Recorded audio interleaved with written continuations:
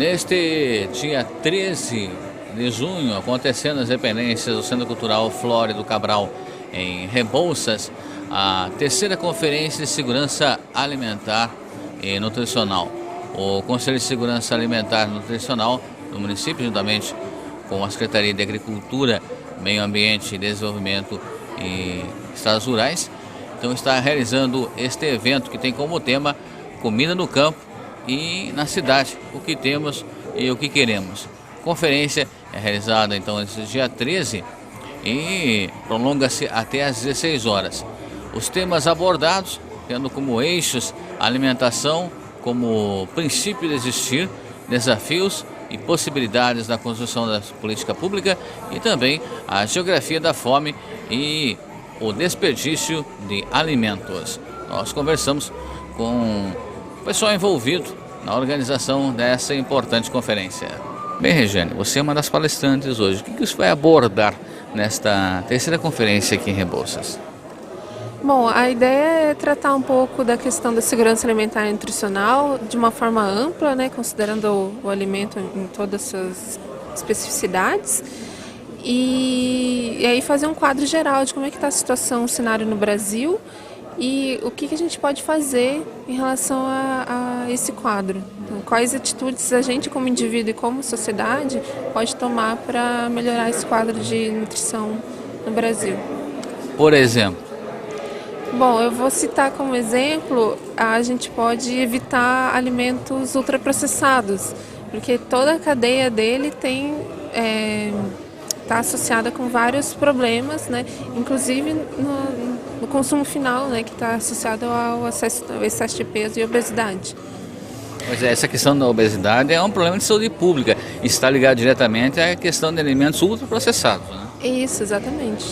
Vários estudos já mostram que tem uma relação direta e é uma mudança que o Brasil vem tendo há pouco tempo. Então a gente precisa retomar aqueles hábitos antigos, na verdade, de produzir o nosso próprio alimento, de consumir o que a gente prepara em casa, ao invés de consumir aquilo que a indústria prepara para nós.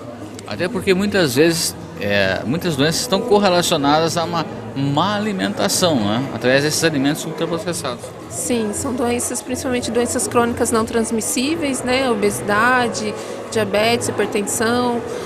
E são problemas de saúde pública hoje, justamente porque é um quadro bastante grave no Brasil. Há muito desperdício de alimentos no Brasil hoje? Sim, desde a produção, né? A gente até tem programas que fazem recolhimento de alguns alimentos, né, para distribuição, alimentos que seriam desperdiçados, e tem muito uma cultura do consumidor de não aceitar um alimento talvez com um pouquinho de defeito ou com uma cara um pouquinho diferente. Então isso também precisa ser mudado, né? Ou seja, as pessoas elas escolhem o alimento pelos olhos e não pela qualidade que ele tem em si, né? Isso, um alimento que pode ter algum defeito, pode ter uma cenoura com duas perninhas, ela continua tendo uma qualidade nutricional, mas ela acaba sendo preterida a uma cenoura brilhante, então, ou de um tamanho muito grande. Então a gente tem que rever esses conceitos, né? Bom, só para finalizarmos, como é que está o Brasil hoje no ranking, por exemplo, na aplicação de agrotóxicos nos alimentos? É grande? É enorme, é o maior utilizador de agrotóxicos, é bastante assustador o número e não sei agora os dados de cor, mas existem formas de não se consumir tanto agrotóxico, né? Isso que a gente também vai conversar, como que a agroecologia poderia ser a forma de produção do Brasil, né? O agrotóxico ele é usado muito nos monocultivos, né? Então são produções que também são para exportação, não são para alimentação do brasileiro. Então tem que rever toda essa cadeia, né? No momento em que o flagelo da fome volta a assombrar o Brasil, volta a nos assombrar. Dias atrás, vendo televisão, no jornal, deparei com uma cena deprimente, triste, lamentável, em que um caminhão de lixo estava coletando restos de um supermercado e de um restaurante, não me lembro bem se era em Recife ou em Olinda, lá no Pernambuco. E esse caminhão foi atacado por um grupo de pessoas que fizeram um assalto no resto de lixo daquele caminhão.